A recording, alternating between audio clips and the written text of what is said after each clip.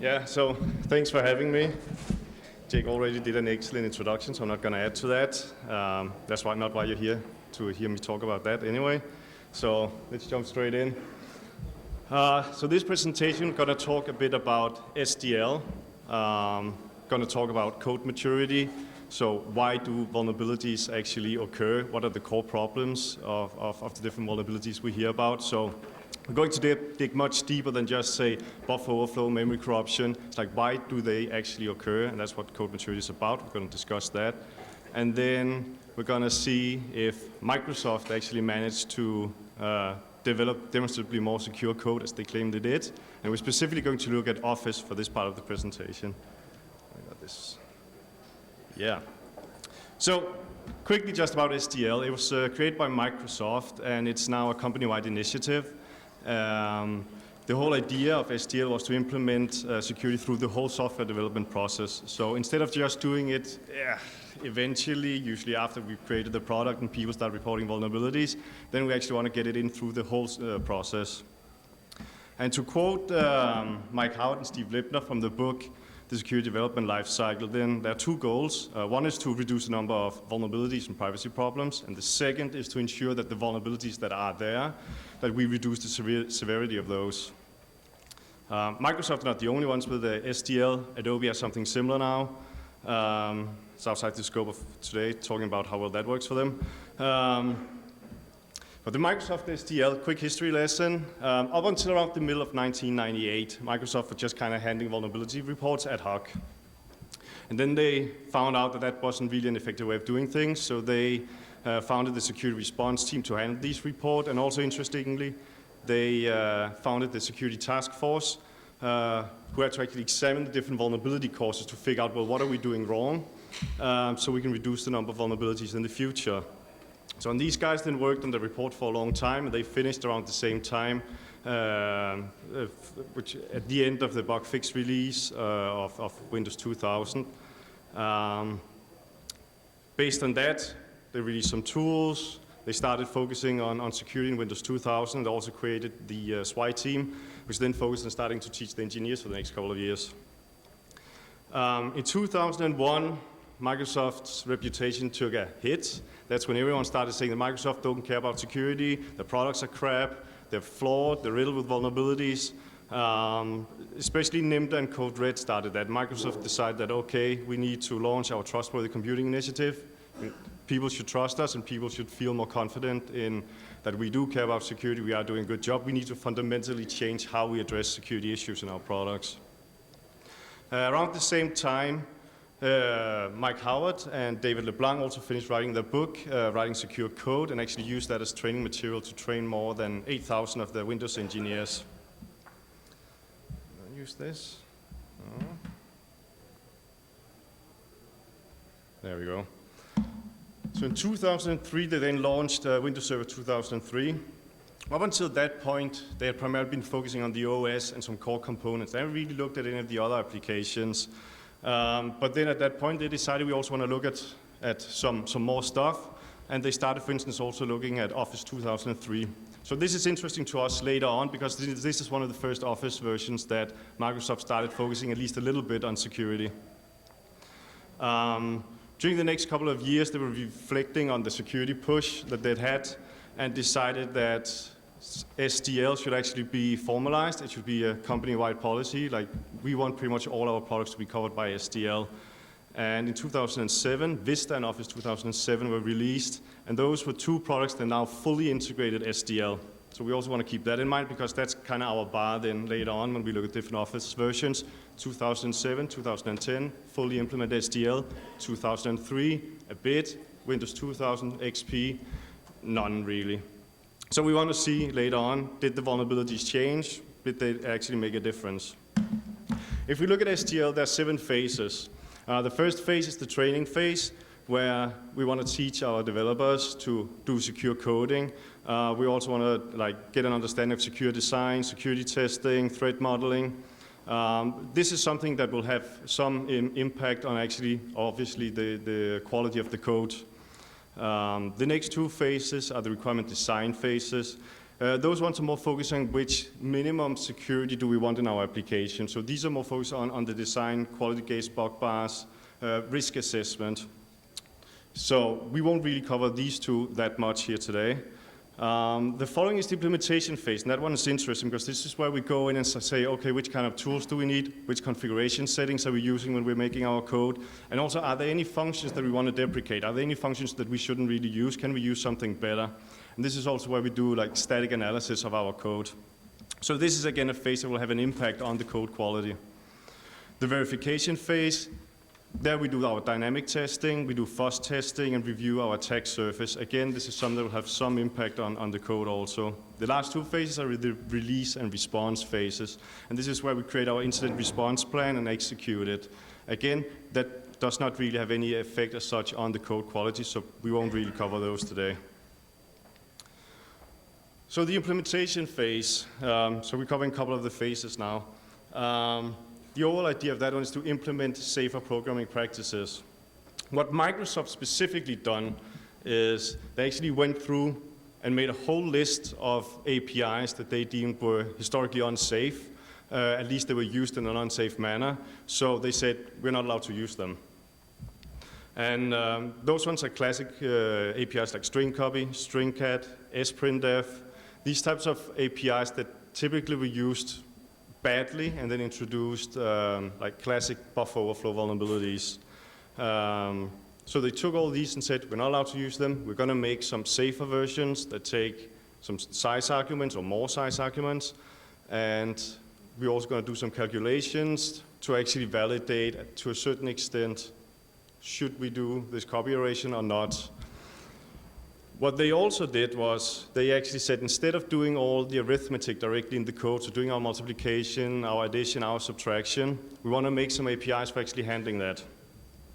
And they did that via int-safe to protect against integer overflows, integer underflows, type conversion vulnerabilities. So for instance, instead of just converting one type to another type, they would actually, for instance, make an API like int to short, which takes an integer, and then we convert it to a short. If we do that just outside an API, then that typically could lead to a type conversion vulnerability because our integer may hold a larger value than our short, and if we just blindly convert it, we may truncate that size. Later on, that might lead to problems in our code. So by using an API instead like this, they would actually go in and check, okay, while we are converting this value, are we truncating it? If we're truncating it, we're going to return an error instead so the application can handle it and won't use this invalid result. They've done the same to protect against overflows and underflows by adding APIs like dword add, dword sub. So when we're doing addition, subtraction, again, we're going to check the values and see, do we end up with the result that we expected? So if we're doing a subtraction of two values and we end up with a result higher than both of them, something obviously went wrong. For the verification phase, they create a couple of tools also, like application verifier to make sure that they could also catch these subtle vulnerabilities they might not find during their static code reviews.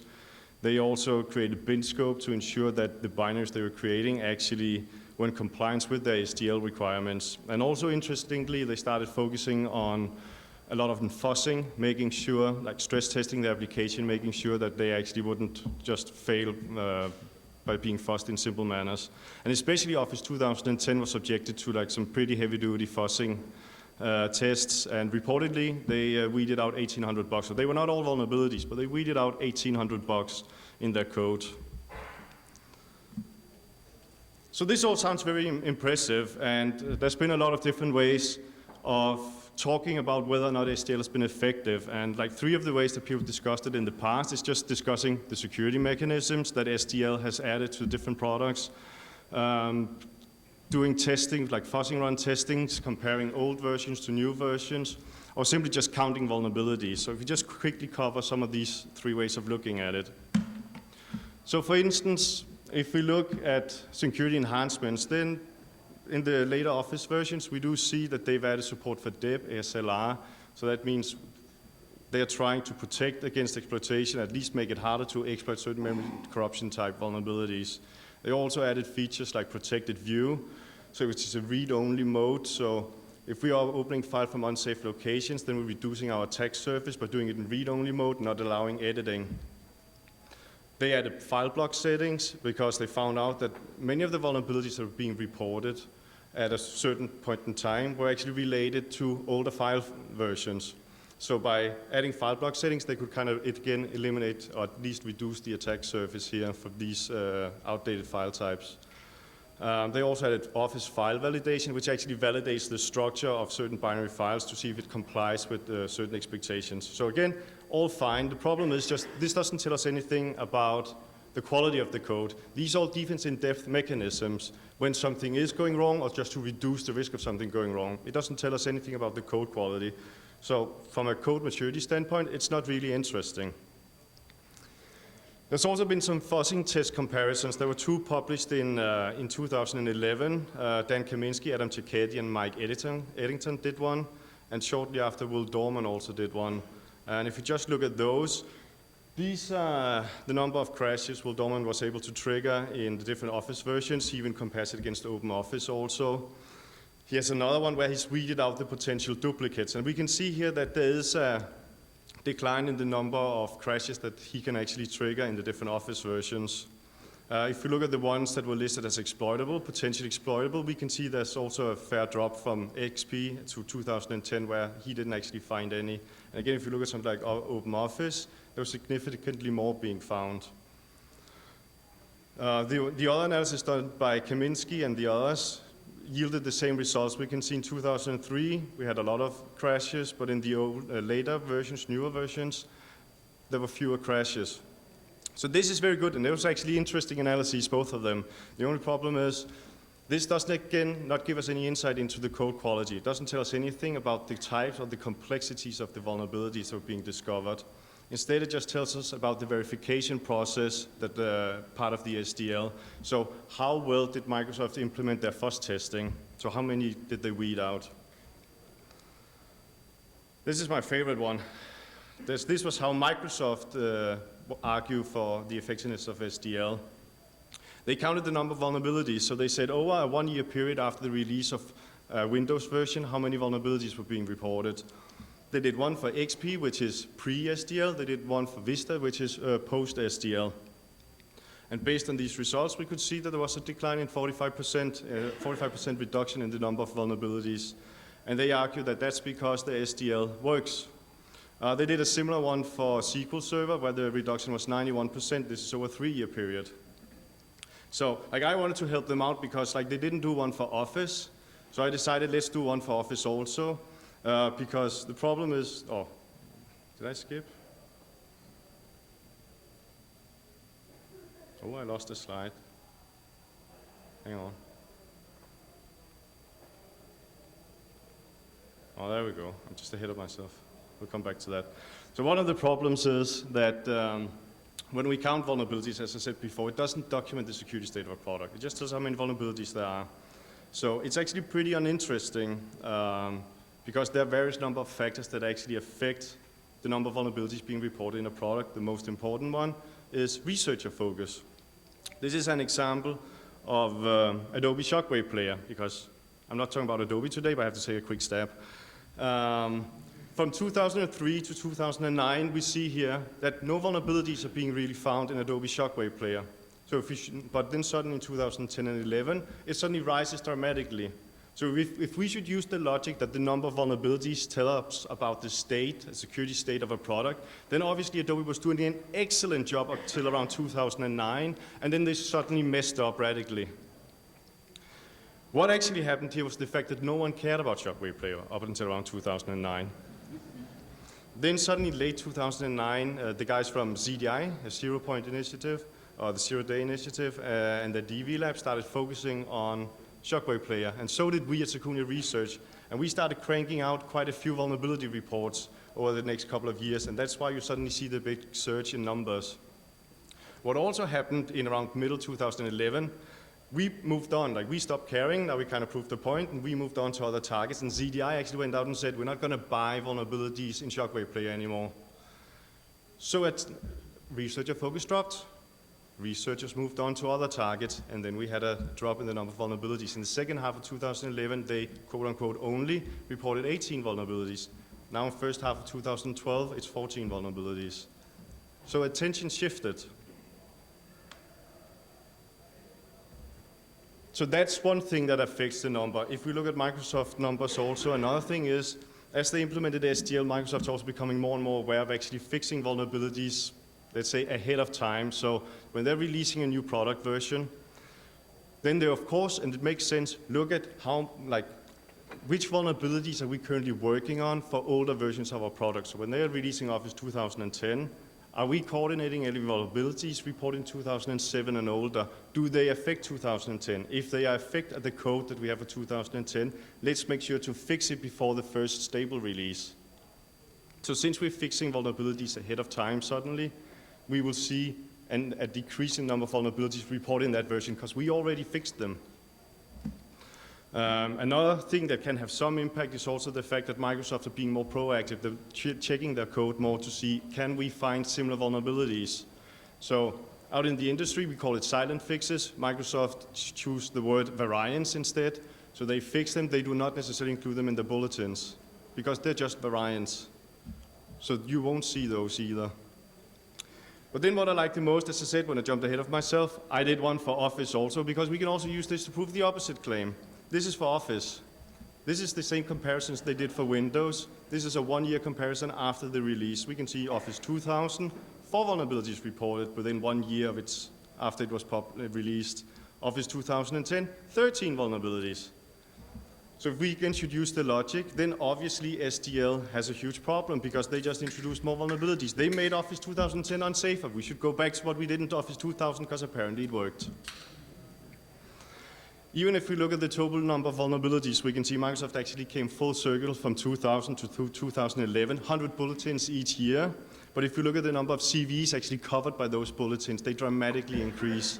So again, if we should use the logic that we can look at just the number of vulnerabilities, again, something went horribly wrong. And considering, as what I said earlier, in 2004, Microsoft actually decided that our SDL now covers most of our products. Well, more vulnerabilities are being reported in most of your products now. So as I said, looking at vulnerability numbers is flawed. So what I just did there, it's not a fair comparison. It's not fair for me to say the security state of Microsoft products has gone down because there are more vulnerabilities. Some people look at it in a bit larger scope. They look at severity, vulnerability severity also. They say, oh, how many O days have been reported? What is the time to patch? How many unpatched vulnerabilities exist in this product? The thing is just many of these metrics say more about the responsiveness of the vendor than the security state of the product. So we're really focusing on the two last parts of the SDL and not really how solid the code is. What is interesting, and that's what we're going to talk about now, is looking at the number of vulnerabilities but combining it with what are the vulnerability causes, because that tells us something about the security state of the product. So that's what we're going to talk a bit about now, first code maturity, and then we're going to look at Microsoft Office. The idea of code maturity is that we simply go and evaluate the prevalence of the different vulnerability classes being discovered. Each vulnerability class fits into certain simplicity. Some vulnerabilities are simpler than other vulnerabilities. Some are more complex. So by looking, and also we go from the idea that we find the simple vulnerabilities generally before we find the very complex vulnerabilities. So by looking at that, we can kind of get an idea of how mature is our code. Some code may be very infantile. Some code may be very, very mature. What this allows us to do is, this is actually something we can use to look at historically. Again, as I said, looking at vulnerability counts historically tells us nothing. If anything, just tells us maybe how much focus the application got. But if we look at the types of vulnerabilities being discovered and how simple they are, how complex they are, we can actually go in and see a trend for a specific product. We can even go in and better evaluate 2 different products that even receive different researcher focus. And we can even look at different components for the same product. So for this presentation, obviously we do have to have some type of scoring. So what we do here is to simply score the vulnerabilities based on how simple do we consider the vulnerabilities to be. As I said, we find the simple ones first, the complex later. From a vendor standpoint, it's also easier to prevent introducing simple vulnerabilities or find them during our development process than later on. If you're using automatic source code auditing tools, they will also have a higher success rate for weeding out the simple vulnerabilities than the more complex vulnerabilities. So that all makes sense. So when I say that we find the simple vulnerabilities before the complex one, it makes sense from a source code auditing perspective, it makes sense from a reversing perspective, but does it make sense from a fuzzing perspective? Because you might say, well, if I'm fuzzing, I'm just throwing random input at my application, so I should really just get random vulnerability classes returned. But what we also see here is that we are actually getting the simple vulnerabilities first. We're also seeing that the fuzzers are ramped up in complexity as they need to be. So many years ago, when people were auditing Internet Explorer, we were just passing long input, see what happens. Okay, then we started passing different values instead to see if we can trigger integer overflow type vulnerabilities. Now, i.e., fuzzers are actually very, very complex and start actually manipulating the whole markup to see if we can get it into some state where we're removing something from the markup, but we're actually still referencing it, and that way we can trigger more complex use after free vulnerabilities, for instance. So fuzzers are coming a long way, and it's because they have to come a long way, because we are weeding out the simple vulnerabilities, so we need to ramp up. So if you should do some scoring, then we have different levels. Level 0, then we're talking 1990s. Those are the simple ones. That's the classic buffer overflows caused by string copy, sprintf, these types of APIs. Format string vulnerabilities, where we just pass a format specifier in as input, we just pass a long string in as input, and then the application buffs. At level 1, we try to make just a bit of an effort, and we actually start using like size arguments to somehow limit our input, but we still get it wrong. It's also where we have array indexing errors. At level 2, we start getting integer overflows, under overflows, type conversion vulnerabilities, so where we need to pass specific values within a certain range to trigger these arithmetic errors. At level 3, we're now looking at more complex types. We have uninitialized variables, use after free, double free, object type confusion, different types of vulnerabilities that are not necessarily that easy to trigger. We need to get the application in a certain state. We usually cannot just pass a long string and get it into this state. Level 4, currently it's just reserved for like extra complex vulnerabilities that didn't fit into the level 3. So this is pretty basic. So if we have a level 1 type vulnerability, it gets a score of 1. If it's a level 0, it gets a score of 0. It's very, very basic, but it actually gets the job done. Like, I'm sure someone could come up with something terribly academic, but we don't need it. What I also like about this is the fact that we can actually tie it to CWE. So if we have the vulnerability type, we can directly attach the score to it, so we will not have to sit and calculate it ourselves. So if a vendor was telling us this is a use after free vulnerability, okay, great, then it's a level 3 vulnerability. If we want to then evaluate a product, so I have another additional score that I'm using, because again, this is not how it always works. Generally, a use after free vulnerability would be more complex, require like more complex ways of triggering it, but sometimes passing an only long string may actually be enough to trigger this vulnerability. So since it's so easy to trigger, then okay, it might be difficult to spot it when we're looking statically at the code, but when you were doing dynamic testing of your application, you should have spotted this, because it's a pretty simple issue. So then we may go in and actually decrease, decrement the score. If it's more complex, we can increment it. When we evaluate a whole product, we just count the scores, number of vulnerabilities we covered, calculate the average. So let's look at some examples. This is an Office 2000 specific vulnerability. So it doesn't affect later versions of Office. It was one actually discovered by me. It was fixed in May 2009. It's a buffer overflow in PowerPoint when passing usernames in a specific record called the current user atom. This is how the record is defined. The one we really care about of all these values is the one called len username. That's actually a size value that tells us how long is the username in this record. So what happened when we opened a document in PowerPoint was that we would eventually open a specific stream in our file called the current user stream, and then we would check, does it contain a current user atom? If it did, we would get the size of that atom, check it, and we would also check a specific magic value to see if it was a normal PPT file. If all that made sense, then we would actually get the len username value from our file, and we would call a function called cexpose stream read, which basically just reads data in from our file into a buffer that's supplied. The problem here was that that buffer was a 256-byte stack buffer, but the size we were passing to this function was taken from our file. Since we didn't evaluate that size, it could be overly large, and we would be triggering a basic stack-based buffer overflow. So in this case, it's a copy function that's using incorrect size, so we would assign a code maturity score of 1. Anyone use Novell iPrint client? No? Good choice. You'll see why.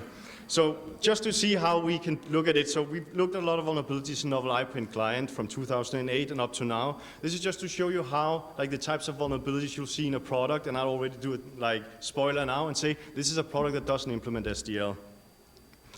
So basically we just go through all the different types of vulnerabilities being discovered in this product, and then we assign scores to each vulnerability. Like, we have some memcopy functions that are using incorrect size in this case, but we actually assigned a score of 0. Normally we would get them a 1, but since they just use the length of the source buffer and just blindly trust that, well, then it's really just like a normal classic buffer overflow vulnerability. So this is a case of us actually pulling down the score 1 because, yeah, they didn't really make an effort.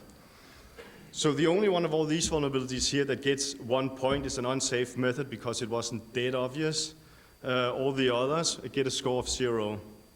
Look at 2009, we again score 0. 2010, the only one that gets 3 points is in the uninitialized pointer. 2011, more string copies. Again, 2011, we are looking at very, very basic vulnerabilities now here in even 2011 in this product. 2012, we have 2 uninitialized stack variables. Normally we would give them a score of 3. Unfortunately, these can actually be triggered by just an overly long string. So we decremented the score and ended up with 4 points, 2 for each of them. So if you look at this all together, then iPrint client version 4 had a code immaturity score of 0.05. Version 5 have one that's a bit better, that's 0.22. So what that basically tells us is it's riddled with very, very basic vulnerabilities even today. So clearly, for Novell iPrint, there's no real SDL in place, and their way of dealing with vulnerabilities in this product is completely reactionary. It's just when vulnerabilities are reported, we fix it. There's been absolutely no attempts of actually securing this code. Even a very, very basic SDL would have prevented many of the vulnerabilities that we just looked at there.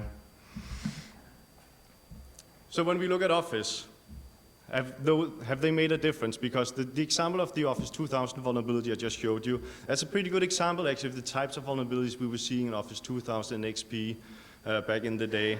Usually a size value would just be read straight in from file and be used to do some copy operation.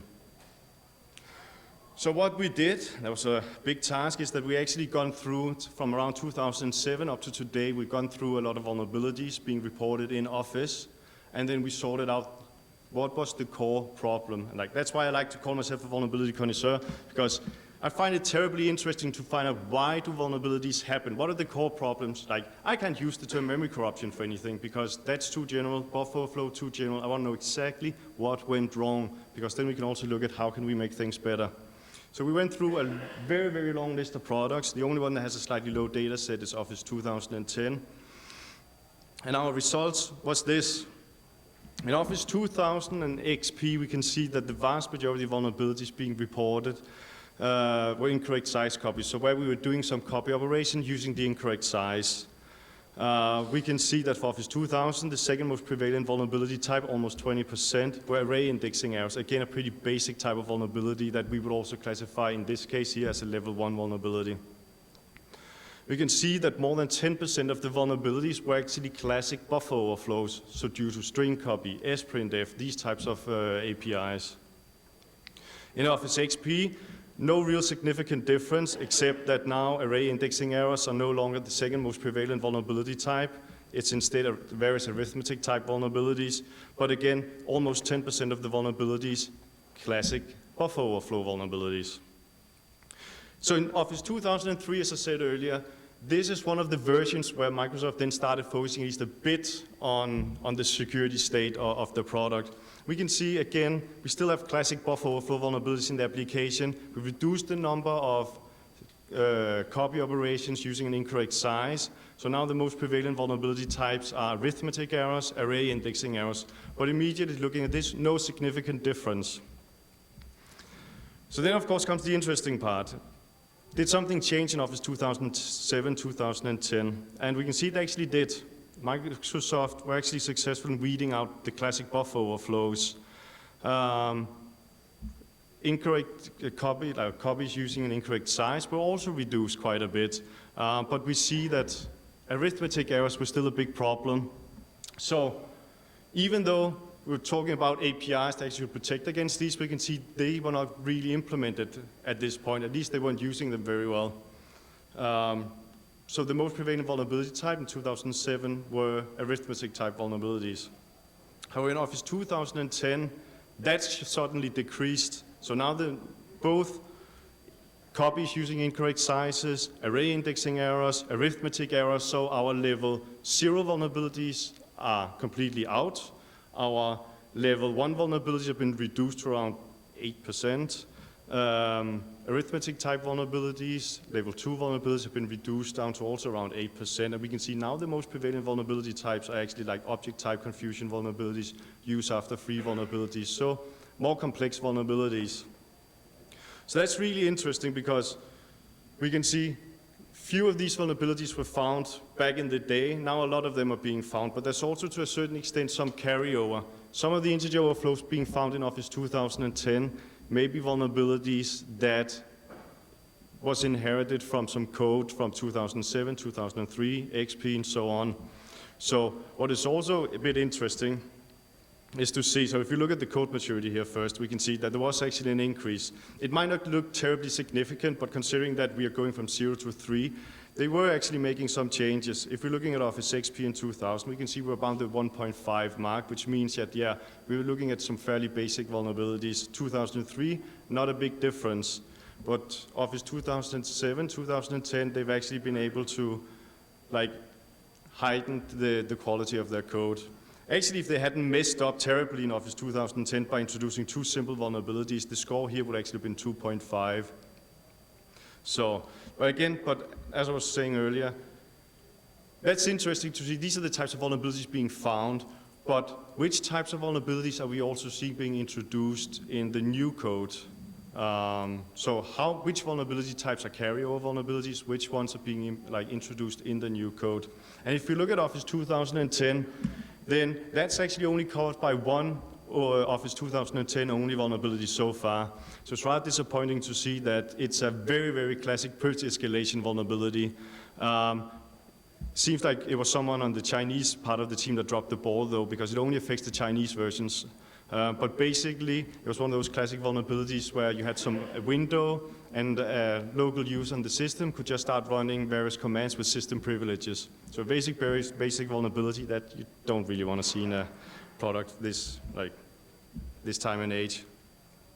For Office 2007, we were seeing they introduced some logic errors.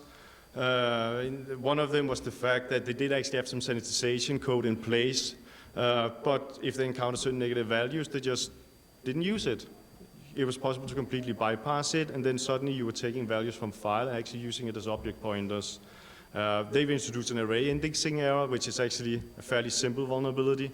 The last one, we unfortunately didn't have time to completely go through and find the core problem, but due to CDI, who coordinated it, it's not at least a basic buffer overflow vulnerability, so it's some logic error. If we look at Office 2007, 2010, the types of vulnerabilities being introduced, like use after free vulnerabilities, more complex types of vulnerabilities, uninitialized values being used as object pointers, so again, more complex, where you're not just passing an overly long string, you're not just changing a specific size value, you're actually getting Office, you're getting the application into a certain state where it's then triggering some error handling that just gets it wrong. One of the last vulnerabilities they introduced also was an insecure library loading vulnerability, so that's a bit disappointing. A pretty basic one. And actually, if we just look at another one, that's not the only insecure library loading vulnerability Microsoft introduced, because actually MS11 23 also introduced an insecure library loading vulnerability in Office 2003 and 2007 when they added support for the Office file validation add-in. Quickly just to go through what happens here in this one, MSO.dll is one of the core libraries in Office, has some functionality to validate the storage of a file being opened. This can either occur via some included functionality or by loading an external library like the Office file validation add-in. In this specific case, if the add-in was installed on the system, a certain check would return a path to where the add-in was located, and it would load that add-in. Everything was good. Problem was, if you did not have Office file validation add-in installed on your system, that check would return a null string, and it would just be passed to load library. It seems like whoever made this code expected that if I'm passing a null string to load library, nothing will happen. I won't load anything. Problem is, that's not how load library works. What it actually does, it will look for specific file extension, and if there's no file extension being passed, it will append one. So in this case, it would have an empty string, so it's like, okay, I'm going to append .dll, and I'm going to search for that. And since that's a relative path, we'll go through the Windows search order, and eventually we'll also look in the directory where you, for instance, opened your PowerPoint document. So in this case, if someone opened a PowerPoint document off a share by double-clicking it, we would be checking if that same directory was including a file called .dll. If it did, we would load that code into our process, so allowing us to execute arbitrary code. We didn't need fancy buffer overflows. We didn't need to bypass deb or SLR. We were just executing code directly. If we look at the SDL conclusion, we can see that vulnerabilities are still present. This is not groundbreaking. Vulnerabilities are still present. They will continue to be so, even if you implement a solid SDL. If we specifically look at Microsoft, we can see they have actually been quite successful at weeding out and preventing to introducing like the simple vulnerabilities. We're not seeing classic buffer overflows anymore in the applications. They are not introducing them. They've also significantly reduced, at least in the latest Office version, the number of arithmetic errors. So it seems like these efforts are working. What we can also see, though, is that they are still struggling with insecure library loading vulnerabilities. Now, these are very, very basic vulnerabilities, and ironically, they were actually introduced in Microsoft's own book that they were using to teach their 8,000 plus engineers. The problem was it's always been seen as a defense in depth fix, so it's not, even in the book, it's not something they have to do, but they encourage their developers to do it. The reason was that back in the day when they were writing this, we weren't aware that there was this specific attack vector. For instance, if I open something off a share, it was actually pretty logical. When H.D. Moore started discussing this, everyone went like, huh, why didn't we ever think about it? So it's very clear that Microsoft are not only still affected by a lot of these vulnerabilities, the products are not only affected by these vulnerabilities, they are actually still introducing these vulnerabilities even now when we now know this is a big problem. And the irony is these vulnerabilities are, first of all, fairly easy to spot in the code, and they are terribly easy to spot via dynamic testing. It's very easy to see because it's basically just open your application, check which files it's searching for. If it's searching for libraries with using relative paths in your current working directory, you have a problem. This PowerPoint case I showed you, they would just have to open a PowerPoint document without having the Office file validation installed. They would have spotted it. So it's clear that that's one of the places they will definitely have to work on their SDL so they can catch them, and it would make sense to do it in that verification process. However, overall, when we look at the code maturity score and also the prevalence of the different types of vulnerabilities, and this is pretty groundbreaking because usually I end up actually flogging vendors, but they have actually done a good job. So clearly implementing SDL is not an utter waste of time, but it's also important to note you have to tailor it to your needs. Like, we don't all have a Microsoft budget, and we don't all have Microsoft requirements. So how can we, from a code maturity standpoint, maybe fix as much of this as possible without the Microsoft budget? So a couple of pointers here. If you want to get started with this, like, focus on training from a code maturity standpoint, because obviously if you want to make more secure code, your developers need to understand how to write more secure code. Managers and team leaders should of course also understand the importance of writing secure code. If you don't have them on board, you're doomed to fail from the beginning. With regards to training developers and programmers, teach them first of all how to, of course, write secure code, but also teach them how to identify which interfaces are most important. If you can't focus on everything, there's no point in focusing on the interfaces that aren't exposed to user-supplied input. Figure out which of the interfaces in our application actually exposed to user-supplied input, and then focus on these interfaces and make sure you secure these first. From an implementation standpoint, what seems to really have worked for Microsoft is the fact that they actually went through and deprecated a lot of functions. Even though you teach the developers how to write secure code, we see, and this is not only, like Microsoft, is not only Novell, not only Adobe, they will mess up sometimes. So get these historically unsafe APIs, kill them, and then use some better ones instead. And for instance, use the Microsoft API ones, use your own ones. This will really make a difference to the quality of the code by using these better APIs, because then you know no one will suddenly mess up.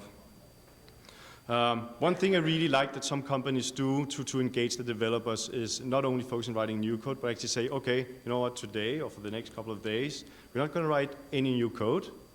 Instead, we're going to sit down and we're going to audit our existing code.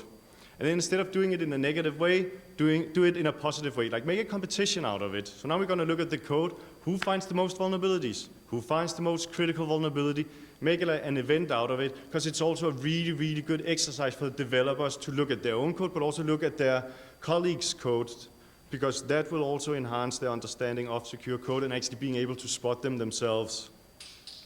With regard to training, I'll just a quick plug. There are many great resources available. Some of them are even free. Like, I really like the SANS CWE Top 25 Most Dangerous Software Errors list. It's a list that's updated each year, so if you don't know about it, I definitely suggest you check it out. It's updated each year, and it's actually done in cooperation with a lot of industry experts that are providing input on it. It's a really awesome list, and that will cover most of the basic issues. When you look at your code, as I said also, make sure you at least also subject it to testing using all the free available fuzzers out there, because it's a bit embarrassing also that you might have tested yourself with one of those fuzzers out there before someone else does it. Because trust me, someone will eventually just run one of these simple fuzzers against your application. You rather want to deal with it during your development process than afterwards. So use these. There are also commercial solutions available. It's up to you if you want to use them. But at least use these publicly available fuzzers, because they'll get the job done, and they'll make sure that at least the basic fuzz testing, that your application will stand up to it. I personally very much like the application verifier tool also, because you can't expect to spot everything statically, and that one will actually go in and inform you about the subtle memory corruption type errors that may be in your application when you run it. So that's also a pretty good resource.